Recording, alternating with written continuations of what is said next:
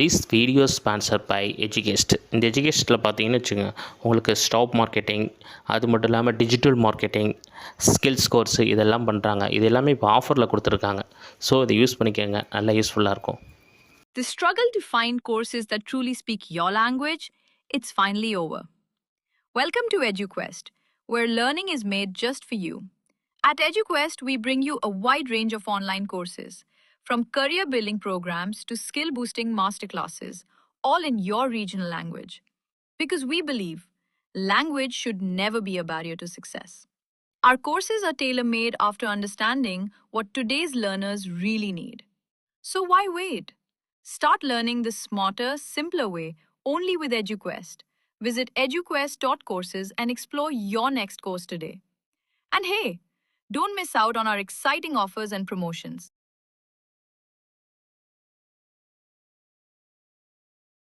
கணவனுக்கும் மனைவிக்கும் இடையே சண்டை சச்சரவுகள் வர்றது சகஜம்தான்.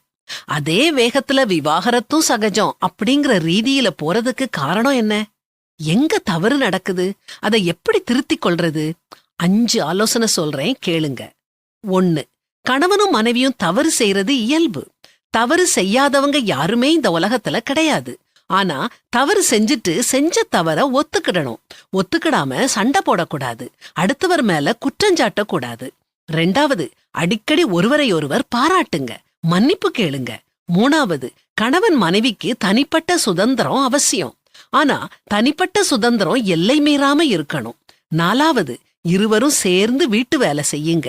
வேலைகளை பகிர்ந்துக்கிடும் போது மகிழ்ச்சியா இருப்பீங்க. பந்தம் வலுப்பெறும். நான் சம்பாதிக்கும் வேலையத்தான் செய்வேன், நீ வீட்டு வேலைகளை செய் அப்படின்னு சொல்றதுனாலதான் ஈகோ தகராறுகள் அதிகமா வருது.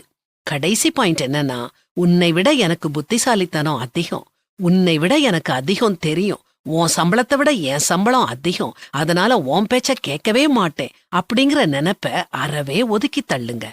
தம்பதியர் இருவரும் அடுத்தவர் பெருமைய தன் பெருமையா நினைக்கும் போது காதல் வளரும்.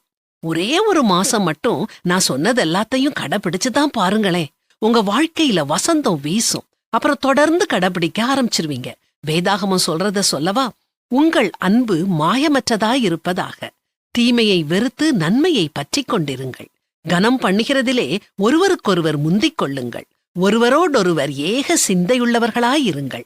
மேட்டிமையானவைகளை சிந்தியாமல் தாழ்மையானவர்களுக்கு இணங்குங்கள். உங்களையே புத்திமான்கள் என்று எண்ணாதிருங்கள்.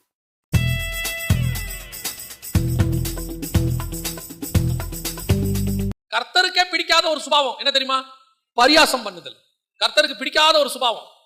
உட்காந்து பரியாசம் பண்ணி கிண்டல் பண்ணி, நம்ம உட்காந்து மாமனார் மாமியாரை கிண்டல் பண்றோம், நம்ம உட்காந்து அப்பா அம்மாவை கிண்டல் பண்றோம், அதை உட்காந்து நம்ம பையன் பார்த்துட்டே இருப்பான்.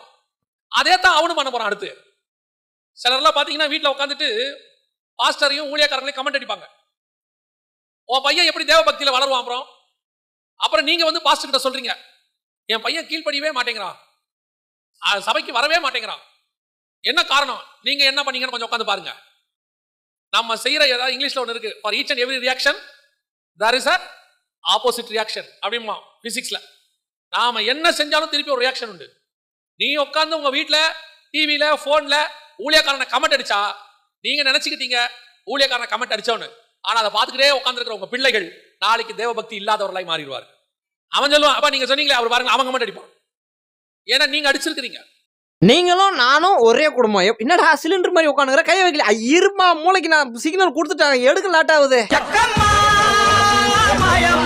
மேடம் மேடம் மேடம், அந்த எருமாடுங்கெல்லாம் சோறு போறது இருக்கட்டும், எனக்கு வாசனையை மட்டும் ஸ்பான்சர் பண்ணுங்க, சாப்பாடுக்கு நான் பாத்துக்கிறேன்.